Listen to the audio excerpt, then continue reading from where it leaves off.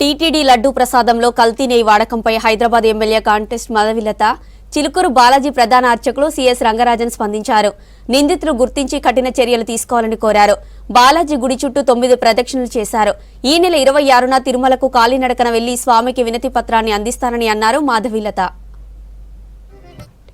పోయేనా భారతదేశాన్ని కాబట్టి నేను చేయగలిగినది హైందవురాలిగా ఒకటే, ఆయన నామస్మరణ చేస్తూ 3 రోజుల్లో అంటే 26వ తారీఖున తిరుమలకు బయలుదేరి వెళ్లే లోపల వైష్ణవ దేవాలయాలను సందర్శించి నాదంటూ ఒక చిన్న వినతి పత్రాన్ని నేను రాసి, ఈ వినతి పత్రాన్ని నేనే కాకుండా నాతోటి వచ్చే 25 నుంచి 30 మంది యువకులు, ధర్మానికి నిలబడ్డ వాళ్ళు, ఈ తరం వాళ్ళని కూడా నా వెంట తీసుకొని వెళ్ళి శ్రీవారి పాదాలు మెట్లు ఎక్కి ఆ తర్వాత అక్కడ తిరుమలలో కొండపైన భజన చేసి ఆ మరుసటి రోజు భగవంతుడి పాదాల ముందు ఈ ఒక వినతి పత్రాన్ని హుండీలో వేయాలి.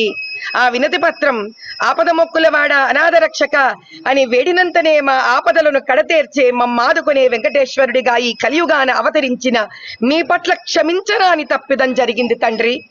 ఓ శేషాద్రివాస, మమ్ము మన్నించు.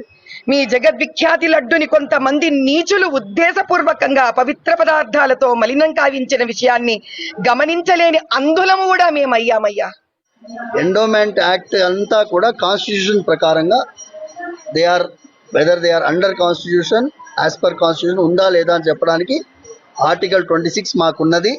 ధర్మాన్ని రక్షించడం కోసం ఆర్టికల్ 26 మీ ద్వారా ఇది మీరు పాదయాత్రగా వెళ్తున్నప్పుడు మీకు కావాల్సిన డేటా అంతా ఇస్తాను తల్లి. మీలాంటి వారు దొరకడం, మా వెంకటేశ్వర స్వామి ఒక సైనికురాలుగా మీరు ఉన్నారు కాబట్టి దీన్ని ముందుకు తీసుకువెళ్ళాలని మనస్ఫూర్తిగా ప్రార్థిస్తూ, proper interpretation of article 26 so that Ram Rajya is back in this country.